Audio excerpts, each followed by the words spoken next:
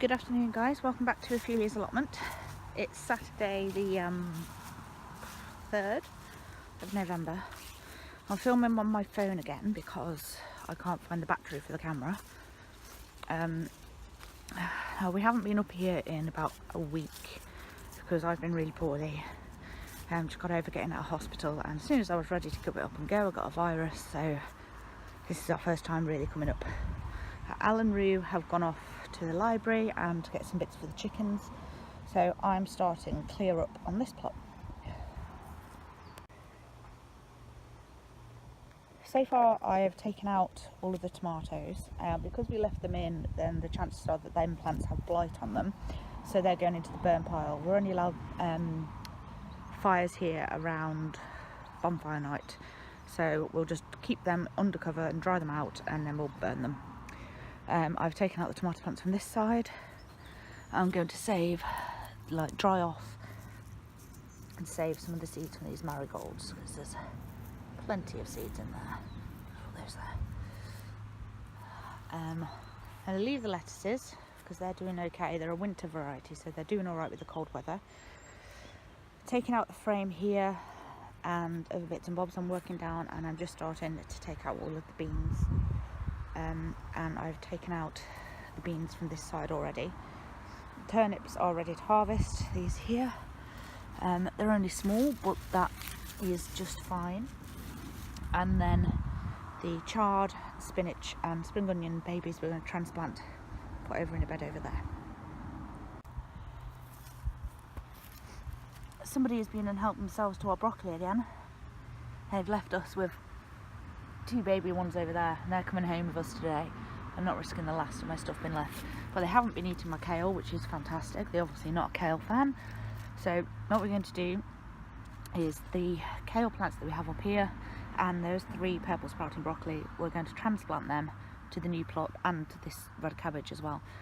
They will get a bit of transplant shock. The other cabbages that I transferred did, but they will recover, so we'll get on with doing that later today.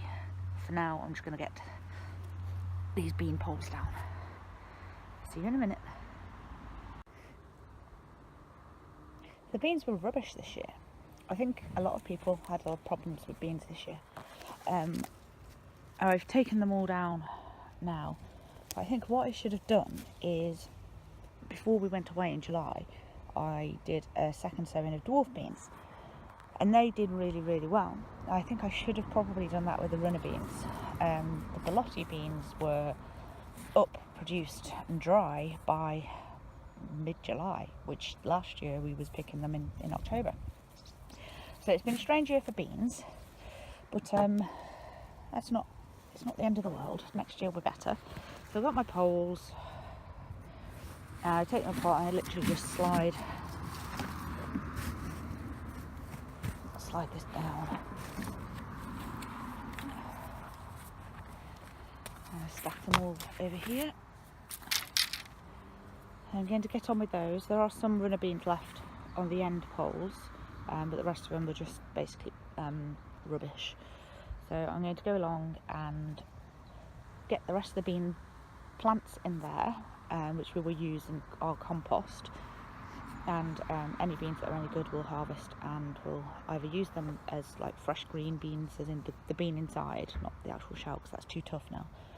Use the bean inside for cooking, or if the pods are dry, then we'll shell them, dry them off, and use them for dry beans over winter. See you in a minute.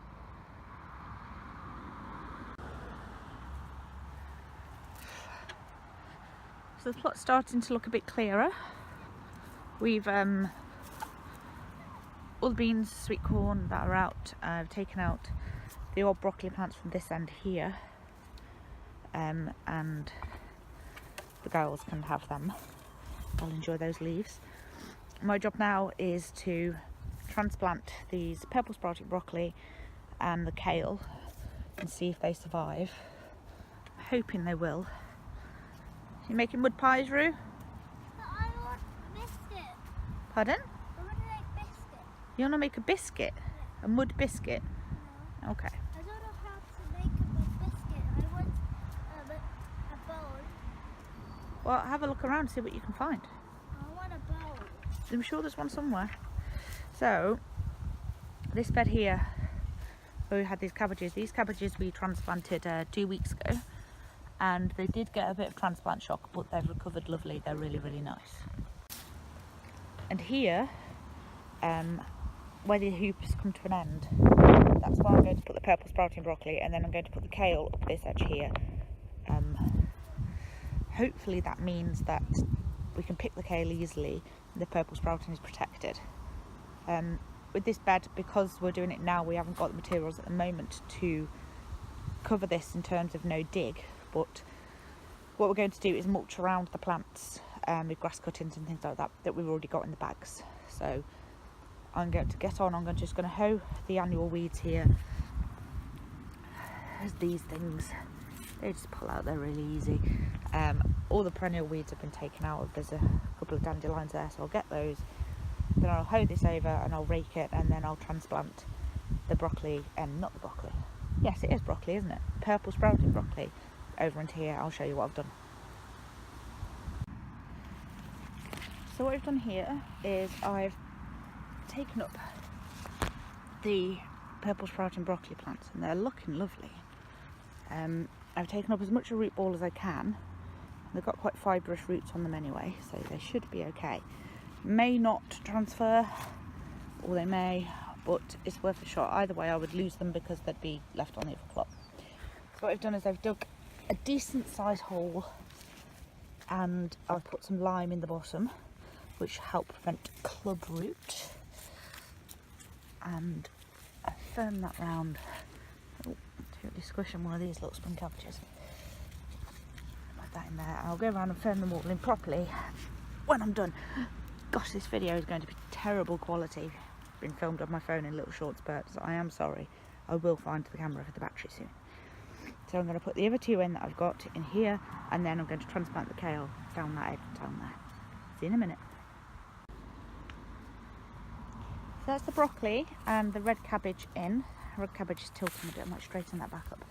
I've only put 2 of the purple sprouting broccoli in because this one is showing signs of club root, and I don't want to transfer that to this bed. So that is going on to the burn pile for bonfire night.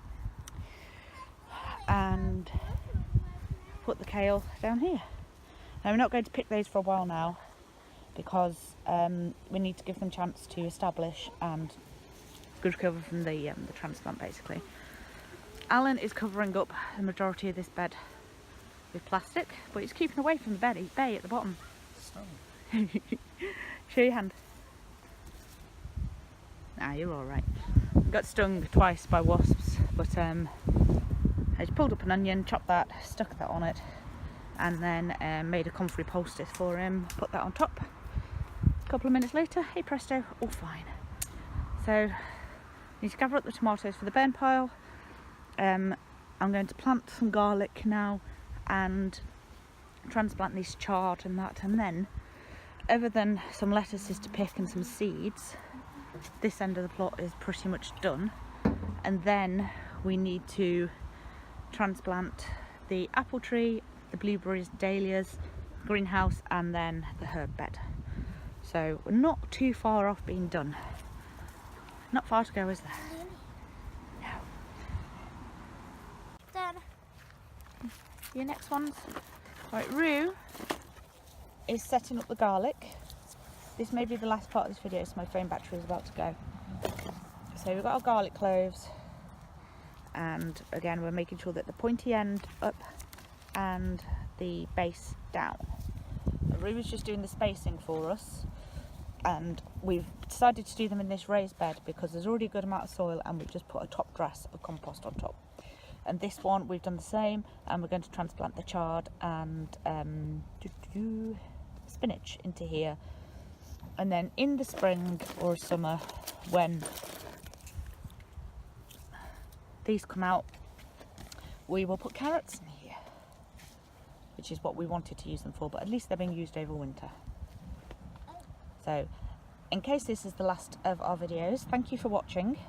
We're going to plant these a couple of inches down, by the way, about 2 inches into the ground, and cover them up, just in case you were wondering. says thank you for watching. This has been Ophelia's allotment. We will find the battery for the camera and make a decent video soon, but for now this will have to do. And hopefully next time I won't be feeling as poorly and the camera the video will be a little bit more enjoyable for you. So see you soon. Thanks for watching. Bye bye. Roo. Bye.